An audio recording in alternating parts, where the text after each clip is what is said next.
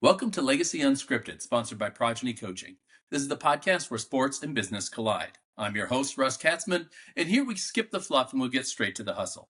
From athletes turned entrepreneurs to impact-driven business leaders, we dive into the wins, the lessons, and some of those failures that make our legacies worth living. Today, I'm happy to welcome Bryan Shepherd, owner of Beast Baseball and a 25-year college coach.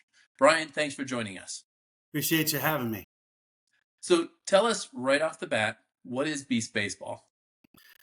Beast Baseball, I opened up this facility 3 years ago, and the goal of Beast Baseball is to be a player development facility. It's truly about providing the individual with a program that's going to help them reach their goals.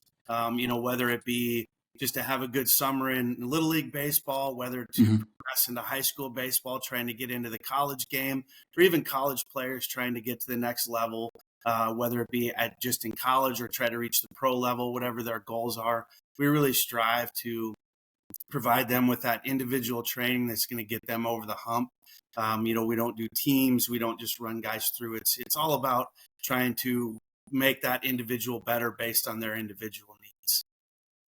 Marvelous. And why is it important to you? Why did you even start it?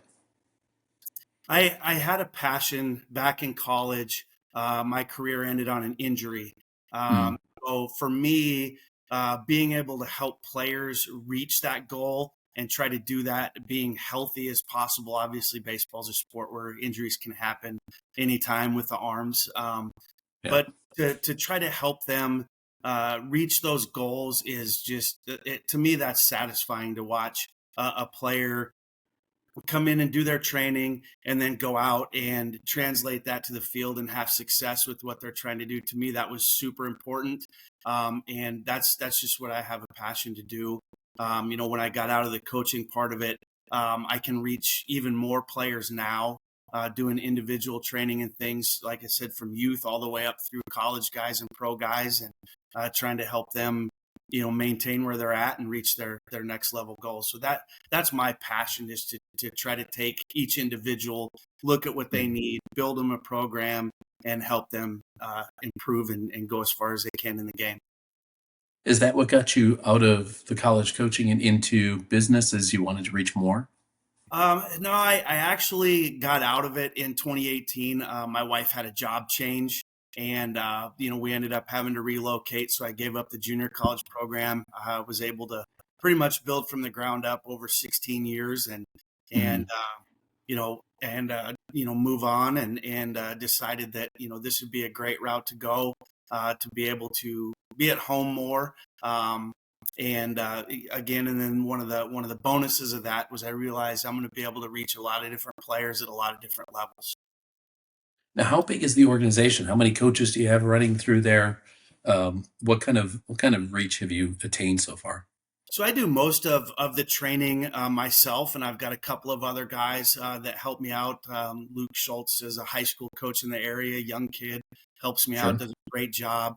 Jordan Procession, one of my former players, was an All-American for me and played at the AAA level. He's now a AA coach in the Diamondbacks organization. He comes in and does catching camps for us. And then Ronnie Deck, another pro guy, former player of mine, does some remote training and things for us as well. And then I've got a softball instructor, Tema Levis. She's a 4-year player at the D3 level, does a lot of our softball instruction as well. So you do softball as well as baseball? Yep, we got into that a little while ago. We ended up getting a lot of girls coming in wanting to hit. I can't do the fast pitch. I can't do the underhand. I'm not any good at that, but that's why she's in there. She does that. But we do a lot of softball girls hitting as well, and so we're multitasking now in there. So awesome. So tell me about that transition from athlete, which, as many do, unfortunately, an injury ended the career, but that transition from athlete to coach and then coach to entrepreneur, it's a different type of mindset. Talk me through that a little bit for you. Yeah, it's definitely a learning process, as you mentioned. When I had multiple surgeries trying to keep playing again, and I was at Oklahoma Christian University trying to finish out my career, and I just couldn't throw, and I was on a good scholarship, and I went up to our coach, Johnny Inman, and I said, coach, I'm not going to do any good for you. I just, you can use this scholarship somewhere else, bring in another player. And he said, well, why don't you just be my pitching coach? And my eyes got about that big around, and I was like, that's awesome. That's pretty cool. And, I always tried to be the guy, even though I couldn't play, to be out in front of the dugout, trying to pick things up. And, if a runner missed third base coming around there, watching, just trying to pick those things up and do what I could to be a good teammate. And when he asked me to transition into coaching, I thought, man, this is going to be right up my alley. And I actually changed my major from business to coaching at that point in my senior year. That's funny. Picked up a business minor and changed it to kinesiology and started coaching. But it was definitely a learning curve. I was a pretty intense player. I think most of my coaches would tell you that. And so trying to understand from a coach's point of view, when you're the shoes on the other foot, trying to understand, okay, from a coach's perspective, how do I translate this to a player without the intensity and, without, getting upset if they don't do something. So that was definitely learned. I was pretty fiery when I first started and realized that, I didn't like that as a player. So why would the players like it if I do that to them? So I had to kind of tone that back a little bit. And it doesn't mean you're not hard on them and push them and get on them, but there's definitely ways that you do that with each individual player. And I think that was a big thing too, is to learn that each player responds differently to different things. And once you kind of pick up on that, that's when your coaching can really reach more people. And then at the end of my coaching career, transitioning into the business, it was really hard to step off the field because I love the scoreboard. I love the competitive aspect of being on the field and, putting strategy out there and going through the hitting and pitching programs for that game, what we're going to do, going through those strategies was great. So it was definitely different, and that was a hard part for a couple of years to transition away from that. But the bonus part of that is I got to spend a lot more time watching my kids do their thing and didn't miss games and things like that. So it was definitely worth the trade-off, but it was a tough transition to get into that. I didn't start my business for about 3 years after I left coaching because of COVID and things like that. And we moved from Sterling, Colorado to Kearney, Nebraska, and then from Kearney up here to Wisconsin, and then COVID. And so then when I got started, I realized that, while I can't be out on the field with all of these kids, it sure is fun to be able to see them struggle with something, be able to put something together for them, and then watch them go out and be successful. So that was definitely a great trade-off. So definitely different aspects of each.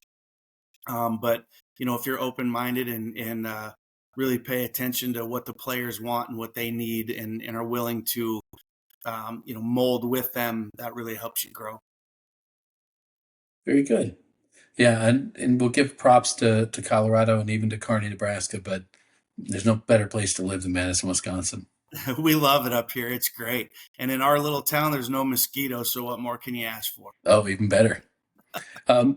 So tell me, that intensity you had as a player, the more relaxed, almost nurturing attitude that you had as a coach, which one benefits you more in Beast Baseball? So I think definitely there's a combination of both. For example, and I was pretty fiery still as a coach. I was pretty competitive, but and wasn't afraid to, like I said, to get on some guys. But you have to understand that point, and you definitely get on them sometimes, and then kind of go, maybe I was a little hard on those guys. And transitioning into the facility aspect, for example, we have a high school throwing program we do, and we had about 40 guys in there this winter. And there's definitely guys you have to say, listen, put your arm around them, slow them down a little bit and say, hey, all right, here's what we got to do. And then there's guys you have to kind of take in the office and go, all right, man, listen, Like if you don't buy into this, you're not going to get out of it what you need to. You can't be mad if you're not successful, and you got to kind of get on them a little bit. Yeah. And you can definitely see who responds to the being a little bit more fiery, or who responds to being a little bit more, putting your arm around them in a little more nurturing nature, I guess. So, you've got to kind of read the room, if you will, and kind of Yeah. see response to what. And guys are always watching. That's the one thing I learned with having 40 guys in there. Guys are always watching, how you're teaching other guys and what you're doing with other guys, and things like that. And so when you do that, guys are always learning, even if you're not talking directly to them. So the guys that respond to the little bit more fiery, those are the guys that are watching and paying attention. And the other guys that don't necessarily respond to that, they won't pay as much attention. But then when you put your arm around a guy and say, hey, listen, you're fine. Here's what we need to do. Let's work through this. Those guys are watching and respond to that as well. So yeah. I think there's a great quote. I think it was Shannon Sharp that said it. He said, "You can't get mad at the success you didn't get from the work you didn't put in." 100%. And I think there's so many people that they kind of sit back and say, "Well, I'm talented, or I'm really good at what I do, so I'm good enough to get where I want to go." Yep. And it still takes a lot of work. You can have the talent, but you still need to put in the work. Yeah, just because you're good now doesn't mean you're going to be good next year. And especially with when I was growing up, Little League was 10, 11, and 12-year-olds. So when you're 10, you're out there, a skinny little kid, and you're playing with 12-year-olds that have mustache and part of a goatee. And then the next year was 12 and 13 and 14, and then 15 through 18.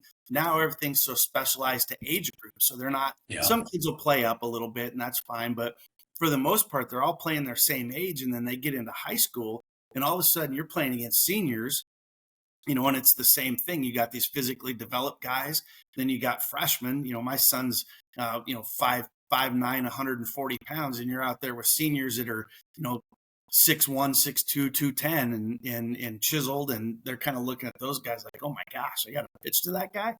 Yeah. So you definitely there's definitely a lot of different range with that.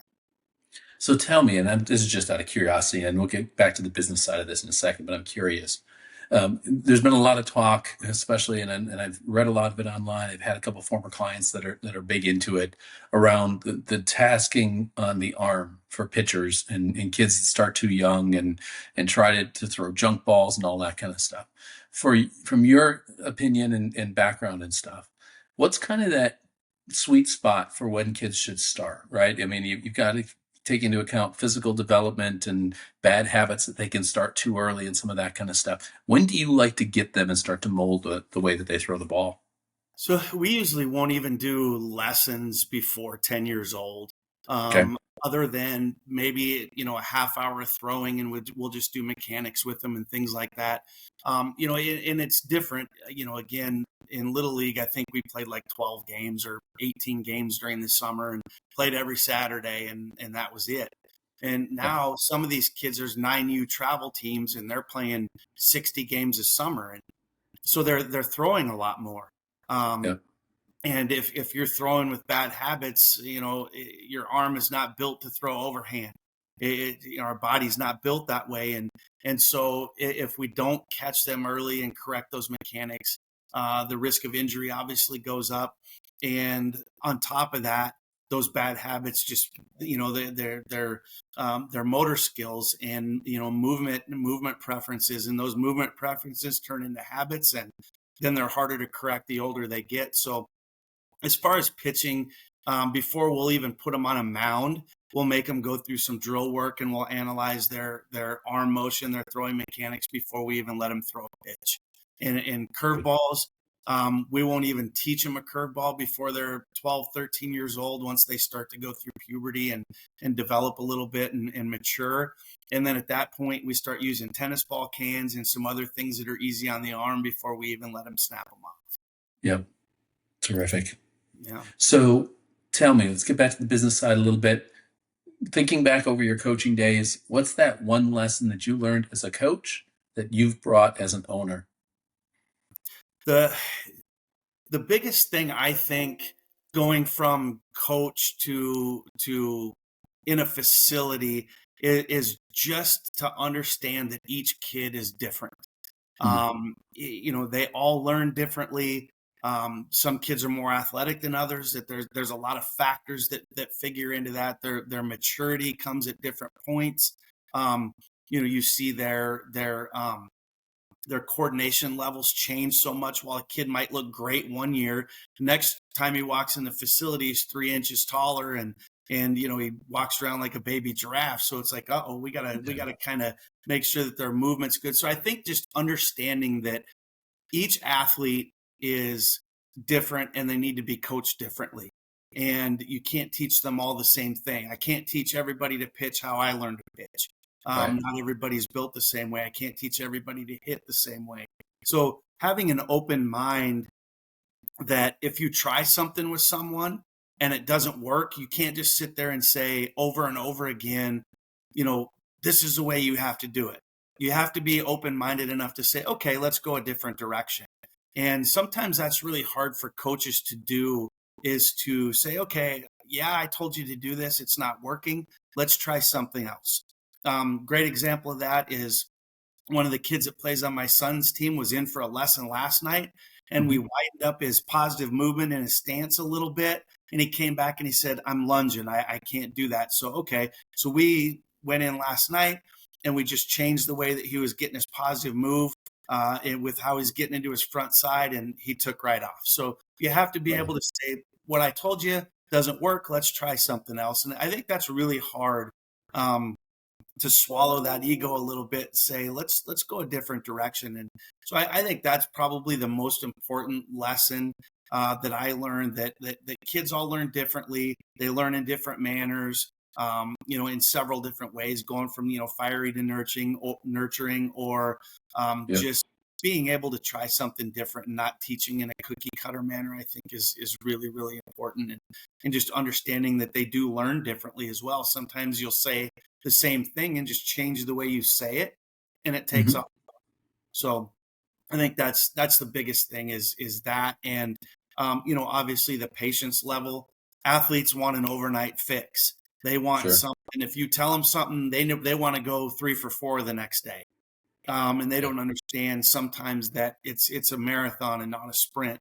And if you come in on Wednesdays for lessons, if you don't work on those things during the week until you come in next Wednesday again, you're not going to get better at those things. So kind of that we were talking about before, it's a piggy bank. You get out of it what you put into it. So you've got to put the work in.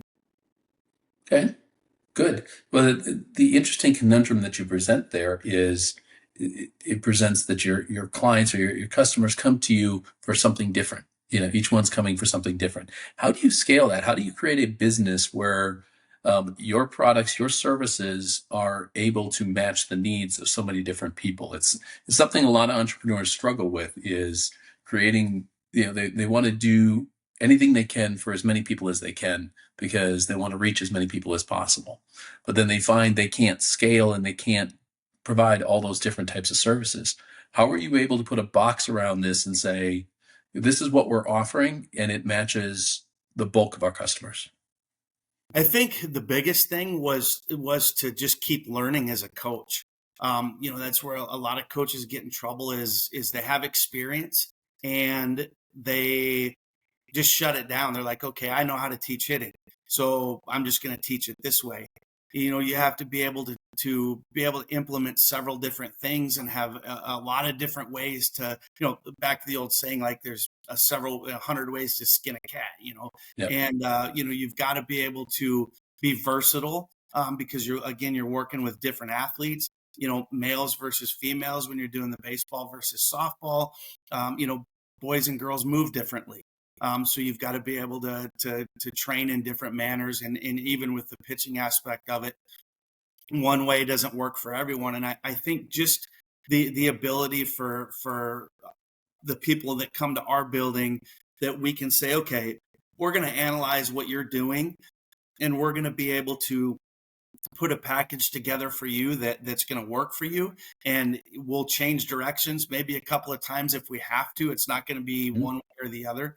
And I think being able to just keep learning as a coach, being able to teach catching and being able to teach, infield and things like that, are very valuable as a coach. And so to be able to just keep absorbing information and learning different ways to do different things, I think is what sets our facility apart, Mhm. because we're able to take that athlete and say, okay, here's what we're going to do. I'm not going to sit on a bucket and just flip you balls.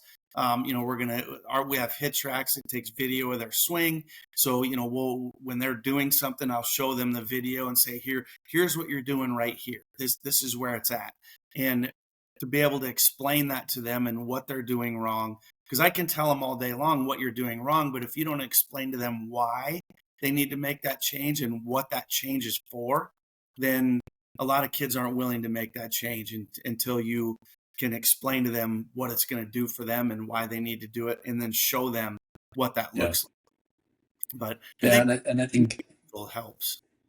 no, and I think the versatility in adjusting to the way the game changes, right? That game is going to move at the, certainly at the major league level, but then it's going to trickle down to the next level and the next level, and how they use players and how they use infielders and shifting and how they use the pitchers now. When I was an all conference pitcher 30 years ago, they wanted you to eat innings, right? They wanted you to do a complete game if you could, Pitch right? counts If were a you thing back then. Pitch counts weren't a thing. You do 150 pitches in a day because you could, Yeah. right? And you do that in a tournament. You do it on Friday, and you're going to do it again on Sunday. Oh yeah. They didn't worry about the 3 or 4 days sitting, right? They could, if they had a stud pitcher, they used you for everything they could.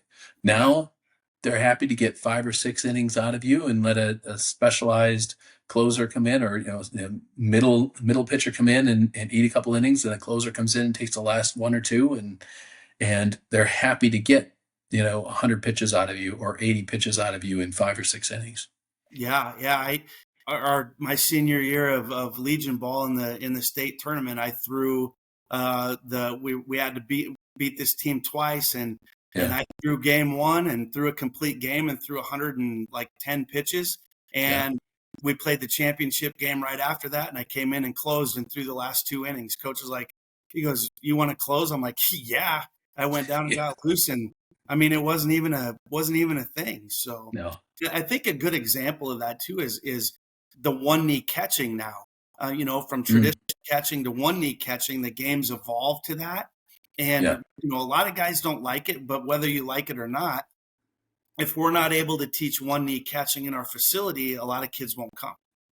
So while we have traditional catching, and then now the one knee catching, and Jordan, when he comes in and does his camps, we'll have kids that catch traditional style, we'll have kids that catch one knee style, and he'll have yeah, them try it, and if they don't like it, then he'll conform to them and teach them their conventional style, and then he'll also take kids that want to do the one knee and pick out whether they want right knee down or left knee down, and teach them the mechanics of that. So that's the evolution of the game, and you have to evolve with it or it passes you by. yeah. That's been, and I hadn't even thought about that one, but again, it's that evolution that starts at the higher levels and just kind of migrates its way down. They start to see it. Kids start to see it on TV, and they say, "Oh, maybe if I put one knee down, I could do it." And then it's something that they start to migrate into our game. All Yeah. right, very good. So tell me the one thing about being an entrepreneur that either you didn't expect or kind of jumped up and bit you in the ass. What was it that happened along the way that you said, "Damn, I wish I'd have known that coming in"? I think the biggest thing was okay, here's my rent, here's what the facility is going to look like, and yeah, you got some utilities and all that. I'm not going to worry about that. You got to pay attention to all those little things, because those little bills, Yeah. Wi-Fi and all of that stuff, and connection fees, and I mean, that stuff catches up with you in a hurry. And I really found that out when I moved into this bigger facility, that Mm, there's a lot more cost that comes along with things, and at the same time, I really strive. I mean, I with my experience, I am still $15 to $20 cheaper than guys that have never even coached in college giving lessons in our area. And for me, I know that if I price up, I'm going to price out Sure. of some of the people that have been loyal to me for a while now. And, but at some point you kind of look at business and go, okay, I'm not, I've got to be able to bring some money home and do some things here as well. So that's the biggest balance, I think. When I opened my doors, I started at $50 an hour just to get people in the door. Mhm. And I jumped up to 75, which, people are like, man, that's a lot of money. Everybody else is charging 95 to 105. And, when you're paying $1,000 a month in utility bills and Yep. $150 a month in garbage and, all these other things, they really add up in the amount of money that you're able to bring home. It goes into that. So, you've got to make sure that you get paid for your time. And recognize your value and what you bring. And, and then you got to let your clients decide whether it's worth that or not, because you can't work for free. Yeah. And I think there's a delicate balance there too between, and you said it, between getting enough to take enough home, and pricing it as such, and pricing out for your ideal client. The people that not just those have been loyal to you, but those that could be loyal to you as you go forward. And if you look at what makes your ideal client, it's not just that person that's here for a summer and gone. Is somebody that you want to start at age 10 and work with them for the next 8 or 10 years. And it's going to require a significant investment on their part. And so keeping it at a place where even a $15 an hour difference is significant when you start taking it over a year, 2 years, 10 years. Yeah. And for me, like the high school player that's got a chance to go play in college, the parents it's easier for them to invest, Sure. $100 an hour to come in and do a lesson than it is for the 10-year-old dad that's like, my kid just needs to hit a little bit, Yeah. and things like that. So, you kind of look at that and try to figure out how you want to break that down and those things. And travel ball expenses aren't getting any cheaper. And, Oh, no. those guys, I could easily start teams and be very comfortable. I just don't, because I don't want to deal with, there's a lot that goes with that.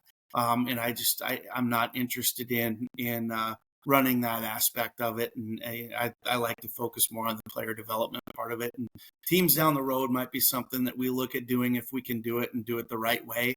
I'm just not interested in throwing teams together just so I can take a paycheck home. That's not how our business is designed. And I don't feel comfortable with that unless we're able to do it the right way. Well, that's an interesting curiosity too, because um, I've always said that people need to give themselves permission to evolve as a leader, evolve as an entrepreneur. You have to understand that you don't know it all coming in, and give yourself an opportunity to learn and grow. And what you thought was going to happen all along may change based on new information, and new customer demands or changing market conditions, and allow yourself and allow your business to evolve to be something that maybe you didn't see when you first started this. Yeah, right now I've got people mad at me because I'm only in a couple of days a week right now, and Yeah. I'm full. And I go watch my kid play. He's in high school baseball. He's playing on Mondays, Tuesdays, and Thursdays, and sometimes on Fridays. And Mm. I'm just not in the facility when he's playing. And my comment is I'm not going to miss my kid play so I can, teach your kid how to hit. That's not fair to my son, and Yep. my daughter as well. And so, but trying to balance that, I don't make money if I'm not in the facility. So, I went in and I did lessons last night from 2:30 to 9:30 last night, and left the facility at 10:15. And, it's just, you got to do what you got to do to make it right. And I'm trying to fit in as many kids as I can. But being able to evolve and find different ways to get people in the facility, is it's huge to your business. And I do memberships where people can come in on the off hours. So I Mm. have some people that get those memberships. They have remote access to the building, so they can go in on off hours and they reserve a time. They go in. Dad can take his son in and hit. And I've got a couple of pro guys that come in and do their throwing and stuff on their own. And, so that's one of the ways that we've found that we can generate some revenue and keep people in the building even when we're not there. Yeah, and I think it's a great evolution right there, is just understanding that it's more than just the one-on-one coaching, that there is a need for people to be able to come into the building when you're not there. You're incurring that $1,000 a month in utility expense. Let's maximize the use of the facility, right? Yeah. And that gives you an opportunity to better utilize the facility when one-on-one coaching may not be occurring. Yeah, we did a lot of during the wintertime. We'll do, for example, I've got a Little League program, West Madison Little League. They rent the facility on Saturday from 8 a.m. to 9 p.m. and they run 12 teams through there. And each coach has remote access to the building. I don't have to be there. They go in, their teams train, they do their stuff, and for 13 hours on a Saturday. So, and I can go fishing, or I can go watch my kids play, or I can do what I want on Saturday, and I don't have to have somebody sitting at the front desk for 10, $15 an hour. They're able to get in the facility, and that remote access was probably one of the best decisions I ever made. Yep, as long as you've got people you can trust coming in and out of the building. I mean, the beautiful part about it is you just said it. You could be off fishing and your facility is making money for you. And It's you don't have to be great. involved in it. Yeah, I've got a wonderful security guy that came in, and kind of a guy that did it on the side. It's his passion. I can see every ounce of that facility on my cameras from my phone, and Yep. so I can keep tabs on it that way. And but for the most part, people are great in there, and the Little League programs are awesome, and they do a good job of cleaning up. And obviously things happen, but Sure. that's part of being a business owner. So sounds like you've got a great setup where you are now. What's next? Where do you go from here? Well, I've always kind of wanted to get back into coaching a little bit. I do miss the scoreboard a lot, and I'm at that age. I'm 52 now, so it's kind of like, well, time's not slowing down. So if I want to Yeah. do it, you got to do it. I've stayed connected in the game really well. So but I also have been out of it for 6 years now. So there becomes a time where you got to make that decision, and I've got 2 more years on my lease here, and my wife's got a job where she's in Dayton, Ohio every other week. So, if we end up relocating down there, there's several baseball programs in the area, so Mm-hmm. right now I'm just going to enjoy the next couple of years of my business and kind of see where that takes me. And I've always really wanted to get back into pro ball. I coached in the Frontier League a little bit back in 2001 and 2. But I would love to maybe get back into that aspect of it a little bit. When my son's a freshman, and by then he'll be, in college and stuff. So that would open up some opportunity to maybe explore that route. So just kind of keeping my options open, and kind of, just seeing what the future brings a little bit here. And I got a little bit of time to think about that and decide what I want to do there. All right. Very good. So going away from the podcast, what are the one, maybe two things that you would say to a new entrepreneur, maybe an athlete who went through something similar to yourself, where they're injured, they're looking for what's next, and they've decided to start a business? What do you tell them? Just to make sure that you put a lot of thought into it. Just don't run out and jump into something without putting all of the ducks in a row. Spend time writing things down. That's one of the biggest things that helped me, is instead of just, oh yeah, that's a good idea, and let's do this, let's do that. You'll forget about those things, because it can get overwhelming, especially when the ball gets rolling. Yeah. Because sometimes that ball gets rolling, and it gets rolling fast. I thought, how in the world am I going to get people through the door here, and without advertising? And then 2 weeks after I opened, I was packed. Mm. So I got lucky with that. But COVID helped out with that a little bit, and I was able to kind of spread around what I was doing, and there was a good need for it in the area. And I would think that that's another thing, is make sure that that's a need. If there's 5 indoor facilities in a 10-mile radius, it probably wouldn't have been a good idea for me to open in another indoor facility. And but between that and just writing down things and putting everything on paper, sometimes when you write it down and look at it, you'll go, that doesn't make much sense. Maybe I shouldn't go that route.